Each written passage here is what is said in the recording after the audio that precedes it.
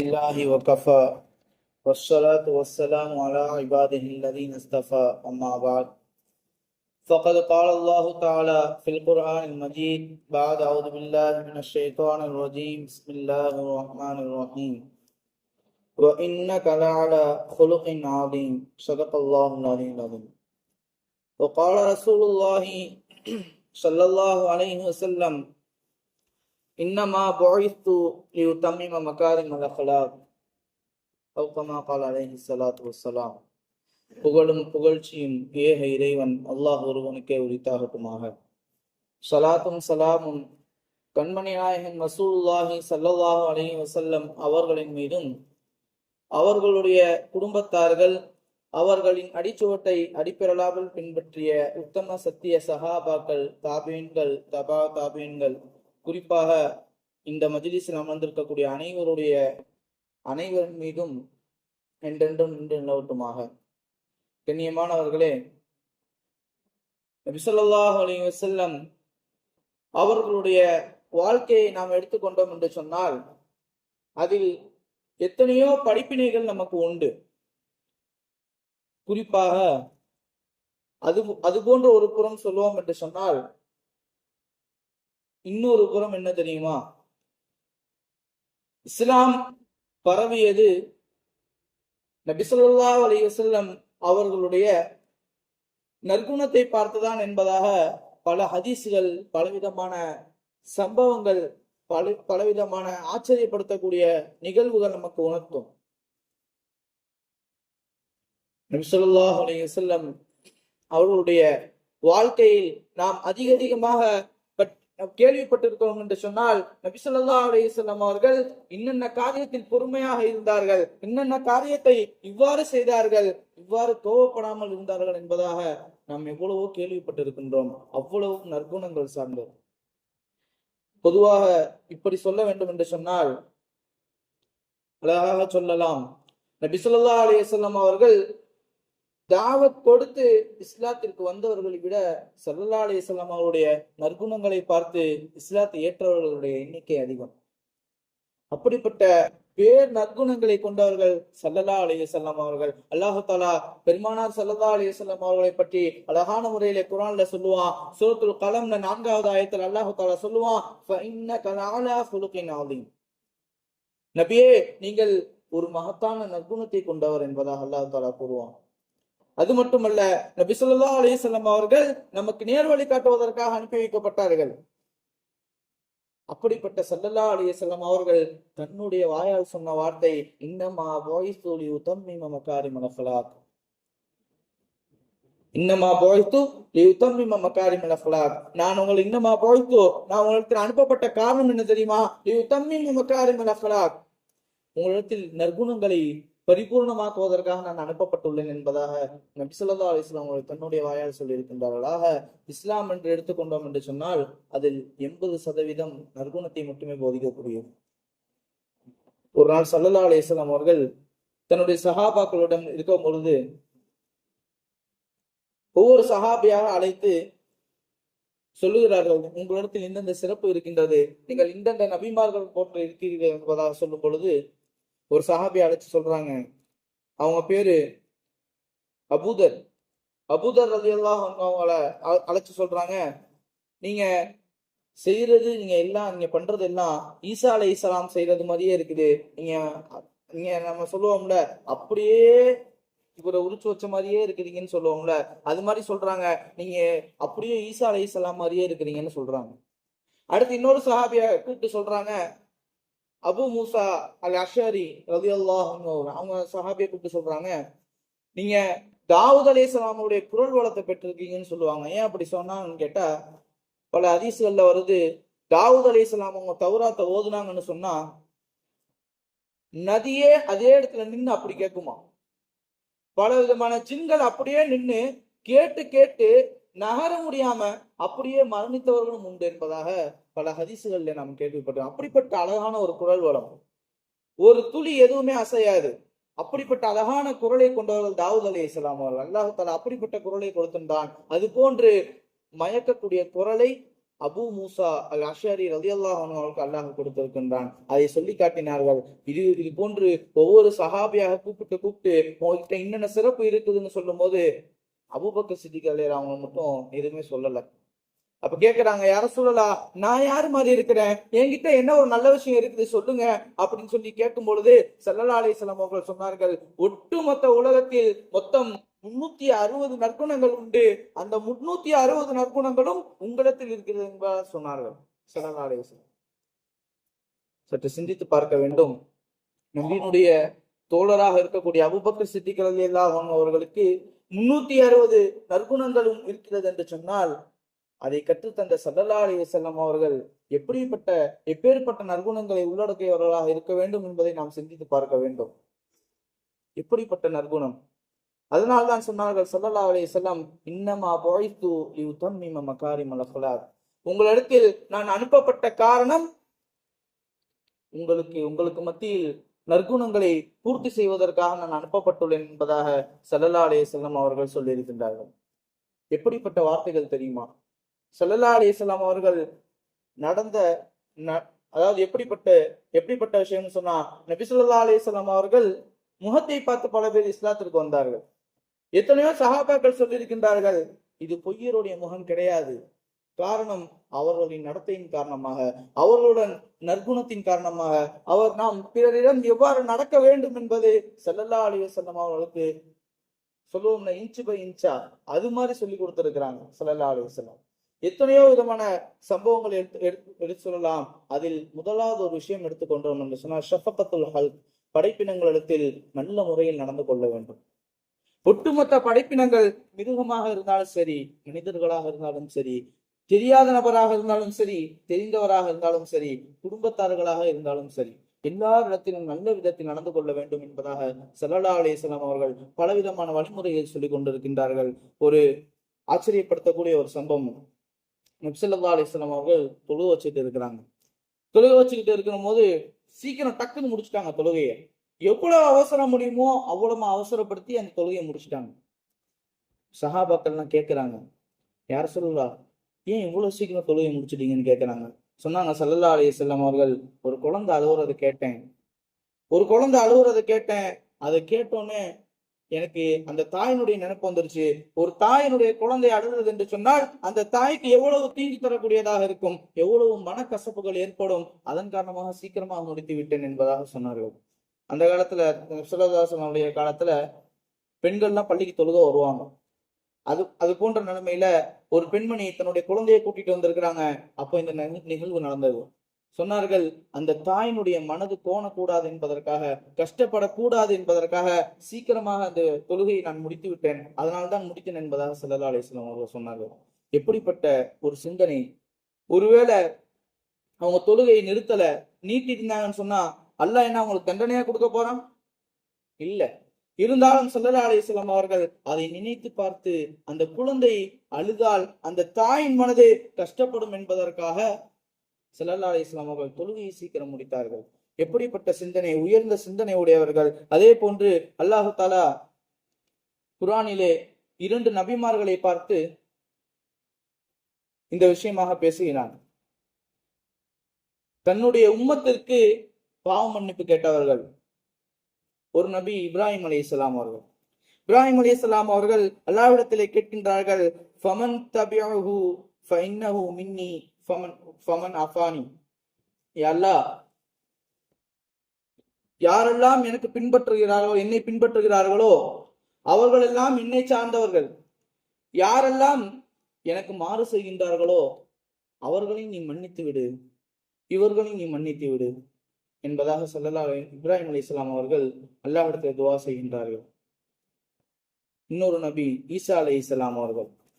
ஈசா அலைஹிஸ்ஸலாம் அவர்கள் கேட்கின்றார்கள், யா அல்லாஹ், யாரெல்லாம் நீ வேதனை செய்கிறாரோ அவர்களும் உன்னுடைய அடியார்கள் தானே, அவருடைய பாவங்களை எல்லாம் மன்னித்து விடு, என்னுடைய உம்மத்தை மன்னித்து விடு என்பதாக கேட்கின்றார்கள். அல்லாஹ் தஆலா அதை கபூல் செய்து கொண்டான். அதனுடைய வாசகங்களை அல்லாஹ் தஆலா குர்ஆனிலே வைத்திருக்கின்றான். 2 நபிமார்களும் கேட்ட துஆவை அல்லாஹ் தஆலா குர்ஆனிலே வைத்திருக்கின்றான். இந்த இடங்களில் ஸல்லல்லாஹு அலைஹி வஸல்லம் அவர்கள் போதும் போதெல்லாம் அல்லது இதை காதுகளில் கேட்கும் போதெல்லாம் ஸல்லல்லாஹு அலைஹி வஸல்லம் அவர்கள் கண்ணீர் விட்டு அழுது, அல்லாஹும்ம இன்ன உம்மதி, அல்லாஹும்ம இன்ன உம்மதி, அல்லாஹும்ம இன்ன உம்மதி, யா அல்லாஹ், யா அல்லாஹ், என்னுடைய உம்மத்துக்கு நீ என்ன செய்ய போற, என்னுடைய உம்மத்துக்கு நீ என்ன செய்ய போறன்னு கண்ணீர் விட்டு அல்லாஹு தாலா நபி ஸல்லல்லாஹு அலைஹி வஸல்லம் அவர்கள் அல்லாஹு தாலா இடத்தில் கெஞ்சி கெஞ்சி கேட்பார்கள். இதை பார்த்து அல்லாஹு தாலா ஆயத்தை இறக்கினான். வலசௌஃப யுஅதீக ரப்புக ஃபதர்லா. நபியே, இந்த விஷயத்தில் அல்லாஹு தாலா உங்களுடைய எண்ணம் போல் செயல்படுவான் என்பதாக அல்லாஹ் தாலா ஆயத்தை இறக்கினான். எப்படிப்பட்ட சுப செய்தி ஸல்லல்லாஹு அலைஹி வஸல்லம் அவர்களுக்கு சொல்லப்பட்டது. யாரெல்லாம் பாவங்கள் என்ன வேண்டாம் செய்யலாம் செய்திருந்தாலும் கூட அவர்கள் லா இலாஹ இல்லல்லாஹ் முஹம்மது ரசூலுல்லாஹ் என்ற இந்த கலிமாவை சொல்லியிருந்தார்கள் என்று சொன்னால், கலிமாவை ஏற்றிருந்தார்கள் என்று சொன்னால், அவருடைய பாவத்திற்கு ஏற்ற தண்டனையை கொடுத்த பிறகு அனைவரும் சொர்க்கம் செல்வார்கள் என்பதாக நபி ஸல்லல்லாஹு அலைஹி வஸல்லம் உடைய உம்மத்திற்கு ஒரு சுப செய்தி கிடைத்தது. எப்படிப்பட்ட வருத்தம், எப்படிப்பட்ட உம்மத்தில் எப்படிப்பட்ட இரக்க குணம் இருந்திருந்தது என்று சொன்னால், நபி ஸல்லல்லாஹு அலைஹி வஸல்லம் அவர்கள் அல்லாஹ்விடத்தில் இப்படி ஒரு துஆவை கேட்டிருப்பார்கள். அல்லாஹ் தஆலா குர்ஆன்ல பல இடங்களில் சொல்வது உண்டு. நபி ஸல்லல்லாஹு அலைஹி வஸல்லம் அவர்கள் வருத்தப்படுவதெல்லாம் எப்படி தெரியுமா இருக்கும்? அல்லாஹ் தஆலா சொல்லுவான் குர்ஆன்ல, நபியே, நீங்க வருத்தப்பட்டு நீங்களே அழிச்சுக்குவீங்க போல இருக்கு. அல்லாஹ் தஆலா சொல்லுவான் பல இடங்கள்ல. அது இந்த இடம் ஒன்று. நபி ஸல்லல்லாஹு அலைஹி வஸல்லம் அவர்கள் தன்னுடைய உம்மத்தின் மீது கொண்ட கவலை, அவங்களுடைய இரக்கம் இப்படி இருக்கும். உங்களை நீங்களே அழித்துக் கொள்வீர்கள் போல இருக்கு என்பதாக அல்லாஹ் தஆலா சொல்லுவான். இது போன்ற பல சான்றுகளை நாம் சொல்லிக் கொண்டே போகலாம். நபி ஸல்லல்லாஹு அலைஹி வஸல்லம் அவர்கள் தன்னுடைய தோழர்களோடு ஒரு நாள் போய்கிட்டு இருக்காங்க. ஒரு பயணத்துல போய்கிட்டு இருக்கும் போது ஒரு நாய் என்ன செய்யுது, தன்னுடைய குட்டிகளுக்கு பால் கொடுத்துட்டு இருக்கு. அப்ப என்ன செஞ்சாங்க, சில பேர் என்ன செஞ்சாங்க, அந்த நாயை கொஞ்சம் நம்ம போனா ரோட்ல போனா ஏதாவது கள்ளத்துக்கு அடிச்சு ஏதாவது சீன்றோம்னா இல்லையா, அது மாதிரி கொஞ்சம் சீண்டிட்டாங்க. ஸல்லல்லாஹு அலைஹி வஸல்லம் அவர்கள் பார்த்து வன்மையாக கண்டித்தார்கள். இது போன்று செய்யாதீர்கள். கண்டித்தது மட்டுமல்லாமல் அந்த நாய்க்கு பாதுகாப்பாக ஒரு ஆளை நிர்ணயித்து அதை பாதுகாக்க சொன்னார்கள். சற்று சிந்தித்து பார்க்க வேண்டும். நம்ம நாயை தான் காவலுக்கு போடுவோம், ஆனால் ஸல்லல்லாஹு அலைஹி வஸல்லம் அவர்கள் நாய்க்கு காவல் போட்டாங்க. எப்படிப்பட்ட ஒரு சிந்தனை, எப்படிப்பட்ட ஒரு நற்குணம்! ஸல்லல்லாஹு அலைஹி வஸல்லம் அவர்கள் எப்படியெல்லாம் யோசித்திருந்தால், பிற ஜீவன்களின் மீது இரக்கம் காட்டியிருந்தால், இரக்க குணம் இருந்தால் இவ்வாறெல்லாம் செயல்பட்டிருப்பார்கள். சற்று சிந்தித்து பார்க்க வேண்டும். அன்பானவர்களே, நாம் எந்த ஒரு ஜீவனிடத்தில், மனிதர்களாக இருக்கட்டும், விலங்குகளாக இருக்கட்டும், யார் யாரிடத்தில் எப்படி நடந்து கொள்கிறோமோ, நாளை அல்லாஹ் தஆலா நம்ம இடத்தில் அவ்வாறு நடந்து கொள்வான். உலகத்தில் இருக்கிறவர்களுக்கு இரக்கம் காட்டவில்லை என்று சொன்னால் அல்லாஹ் தஆலா நமக்கு இரக்கம் காட்ட மாட்டான் என்பதாக பலமுறை இந்த ஹதீஸ்களில் கேள்விப்பட்டிருக்கின்றோம். அனைவரிடத்திலும் இரக்கம் காட்ட வேண்டும். பெரியவர்களாக இருந்தாலும், நமக்கு சிறியவர்களாக இருந்தாலும், ஏன் கால்நடைகளாக இருந்தாலும் கூட இரக்கம் காட்ட வேண்டும் என்பதாக ஸல்லல்லாஹு அலைஹி வஸல்லம் அவர்கள் நமக்கு உணர்த்திருக்கின்றார்கள். ஒரு முறை ஸல்லல்லாஹு அலைஹி வஸல்லம் அவர்கள் மஜ்லிஸ் இருக்கும் பொழுது ஒரு நிகழ்வு நடக்கின்றது. ஒரு சின்ன பையன், ஒரு பணக்கார சஹாபி, அவருடைய வீட்டுல ஒரு பேரிச்ச மரம் வளர்ந்து கொஞ்சம் சாஞ்சு இருக்கும். அதுல இருந்து என்ன செய்யும், பேரிச்ச மரம் அடுத்த ஒரு வீட்டுல விழுவும். அடுத்த வீட்டினுடைய சஹாபி மிகப்பெரிய ஒரு ஏழை. அந்த சின்ன பையன் என்ன செஞ்சுட்டான், தெரியாம ஒரு பேரிச்ச மரத்தை எடுத்து வாயில போட்டான். இதை பார்த்து அந்த பணக்கார சஹாபி வேகமா வராரு. வந்து வாய்க்குள்ள கையை விட்டு அந்த பேரிச்ச மரத்தை எடுத்துட்டாரு. எடுக்கும் பொழுது அந்த சின்ன பையனுடைய வாய் கிழிஞ்சிருச்சு. தந்தைக்கு எவ்வளவு வருத்தமாக இருக்கும். ஸல்லல்லாஹு அலைஹி வஸல்லம் அவங்கள்ட்ட வேகமா தன்னுடைய பையனை கூட்டிட்டு போய், யார ரசூலல்லாஹ், அவர் இந்த மாதிரி என் பையன் செஞ்சுட்டாப்ல, பேரிச்சம்பழத்தை வாயில போட்டாரு. அந்த சஹாபி எடுத்த வரையும் சரி, ஆனா எடுக்கும் போது இந்த மாதிரி வாய் கிழிறதுக்கு ரொம்ப கடுமையான முறையில நடந்துகிட்டாங்க. என் பையன் அப்படின்னு பெரிய பாவம் செஞ்சுட்டான், யார ரசூலல்லாஹ், இதுக்கு ஒரு நல்ல தீர்ப்பு வழங்குங்கன்னு சொல்றாங்க. ஸல்லல்லாஹு அலைஹி வஸல்லம் அவங்க பணக்கார சஹாபியை கூப்பிட்டு கேட்கிறாங்க, ஏன் இப்படி செஞ்சீங்க? எவ்வளவு ஆசை இருந்தால், எவ்வளவு தேட்டம் இருந்தால் அந்த பையன் அந்த பெருச்சம்பளத்தை எடுத்து வாயிலே போட்டு இருப்பான். சின்ன பையன் தானே, இறக்கம் காட்டியிருக்கலாமேன்னு கேட்கிறாங்க. சரி, நடந்து போச்சு. அந்த ஒரே ஒரு மரம் இருக்குல்ல, அந்த ஒரே ஒரு மரத்தை நீங்க என்ன செய்யுங்க, அவங்களுக்கு கொடுத்துருங்கன்னு சொல்றாங்க. கொடுத்துருங்க, அவங்களுக்கு நான் சொர்க்கத்துல ஒரு பெரிய மரத்தை நான் வந்து வாங்கி தரேன்னு சொல்லி வாக்கு கொடுக்குறாங்க. சஹாபி சொல்லிட்டாரு, இல்ல இல்ல யார் சொல்லலாம், மறுத்துட்டாரு. என்னால கொடுக்க முடியல, என்னால கொடுக்க முடியாதுன்னு சொல்லிட்டாரு. ஸல்லல்லாஹு அலைஹி வஸல்லம் அவங்களுக்கு ஒரே வருத்தம், அந்த சின்ன பையனை சமாதானப்படுத்தி ஆகணும், வேற வழி இல்ல. ரொம்ப சோகத்துல ஆழ்ந்துட்டாங்க. அதே நேரத்துல ஒரு சஹாபி வந்து உட்கார்றாங்க. உட்கார்ந்துட்டு கேட்கறாங்க, யார ரசூலல்லாஹ், ஏன் இவ்வளவு சோகமா இருக்கிறீங்க, ஏன் இவ்வளவு சோகமா இருக்கிறீங்க யார சொல்லலாம் கேட்கறாங்க. அப்ப நடந்ததெல்லாம் சொல்றாங்க. அப்ப அந்த சஹாபி கேட்கறாங்க, யார சொல்லலாம், நான் வேணா அவர்கிட்ட பேசி பார்க்கட்டுமா, அந்த சொர்க்கத்துல உள்ள மரத்தை எனக்கு தரீங்களா, நான் இவர்கிட்ட இருக்கிற அந்த ஒரு மரத்தை நான் வாங்கி கொடுத்துறேன்னு சொல்றாங்க. நபி ஸல்லல்லாஹு அலைஹி வஸல்லம் அனுமதி கொடுக்குறாங்க. அங்க தனியா கூட்டிட்டு போய் அந்த சஹாபி இந்த சஹாபி பேசுறாங்க, அந்த ஒரே ஒரு மரத்தை கொடுத்துருங்கண்ணே. முடியாது அப்படிங்கிறாரு. அப்ப சொல்றாங்க, என்னுடைய தோட்டத்துல 10 மரங்கள் இருக்கு, அது மாதிரி அதை எடுத்துக்கங்கன்னு சொல்றாங்க. சொல்லும் பொழுது அப்பயும் முடியாதுன்னு சொல்லிட்டாங்க. இறுதியாக சொல்றாங்க, அடுத்ததாக என்னுடைய தோட்டங்கள்ல 100 மரங்களை நீங்க எடுத்துக்கங்கன்னு சொல்றாங்க. அப்பயும் முடியாதுன்னு சொல்லிட்டாங்க. பேசி பேசி பார்த்தாங்க, முடியல. கடைசியா சொன்னாங்க, என்னுடைய தோட்டங்கள்ல 1000 மரம் இருக்கு, 1000 மரத்தை நீங்க எடுத்துக்கங்க, அந்த ஒரே ஒரு மரத்தை கொடுத்துருங்கன்னு சொல்லும் போது ஒத்துக்கிட்டாங்க. சரி எடுத்துக்கங்க, கொடுத்துட்டாங்க. வாங்கி கொடுத்தாச்சு. ஸல்லல்லாஹு அலைஹி வஸல்லம் மிகப்பெரிய மகிழ்ச்சி. வாங்கி கொடுத்தது இல்லாம எதுவுமே சொல்லாம நடைய கட்ட ஆரம்பிச்சிட்டாங்க. அந்த இடத்த வந்து கிளம்ப ஆரம்பிச்சிட்டாங்க. ஸல்லல்லாஹு அலைஹி வஸல்லம் அவர்கள் அன்போடு கூப்பிடுறாங்க, ஜி அலைனா, ஜி அலைனா, என்னிடத்துல வாங்க, மரம் கிடைக்குன்னு சொன்னனே, ஒரே ஒரு மரம் கிடைக்குன்னு சொன்னனே, அந்த மரம் எப்படிப்பட்டது நீங்க கேட்காம போறீங்களேன்னு சொன்னாங்க ஸல்லல்லாஹு அலைஹி வஸல்லம் அவர்கள். எப்படிப்பட்டது தெரியுமா அந்த மரம்னு கேட்கறாங்க. அதுக்கு அந்த சஹாபி சொல்றாங்க, அல்லாஹ் ரசூலு ஆலம், எனக்கு தெரியாத யார சொல்லலாம், உங்களுக்கு தெரிஞ்சா நீங்க சொல்லுங்கன்னு கேட்கறாங்க. ஸல்லல்லாஹு அலைஹி வஸல்லம் அவர்கள் சொன்னார்கள், சொர்க்கத்திலே ஒரு பெரிய மரம் இருக்கும், அந்த மரத்திற்கு கீழே வேகமாக செல்லக்கூடிய குதிரையில் நீங்கள் அமர்ந்து 500 வருடங்கள் சென்றிருப்பீர்கள், அப்பொழுதும் கூட அந்த மரத்தினுடைய நிழல் முடிந்திருக்காது என்பதாக சொன்னார்கள்.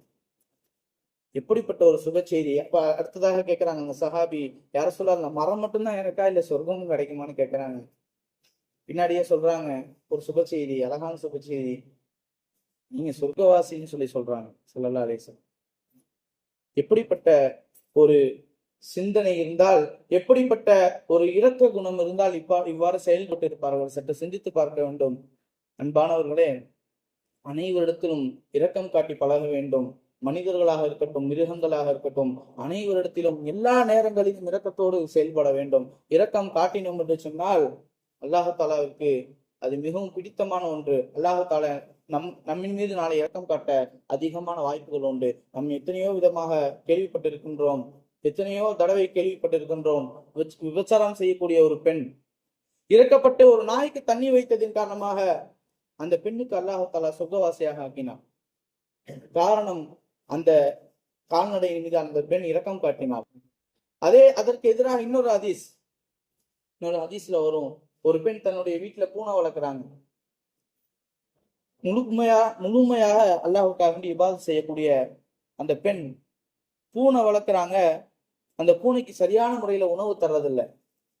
அந்த பூனைய சரி உன்னோட உணவை நீயே தேடிக்கன்னு சொல்லி அவுத்தும் விடல, அப்படியே கட்டி போட்டுட்டாங்க. அப்படியே அந்த பூனை மரணிச்சிருச்சு, இறக்கமே இல்லை. அல்லாஹ் தாலா வாழ்க்கை முழுவதும் இபாதத் செய்த அந்த பெண்ணை நரகத்தில் தூக்கேறியும். அப்படிப்பட்ட ஒரு விஷயம் எல்லா இடங்களிலும் எல்லா நேரங்களிலும் அனைவரின் மீதும் எல்லா நிலையிலும் நாம் இரக்கத்தோடு செயல்பட வேண்டும். அது நபி ஸல்லல்லாஹு அலைஹி வஸல்லம் நற்குணத்தை சார்ந்தது. எப்பேற்பட்ட நற்குணம், எப்படிப்பட்ட விஷயங்கள், நாம் முழுமையாக அதை அறிந்து கொண்டு செயல்பட வேண்டும்.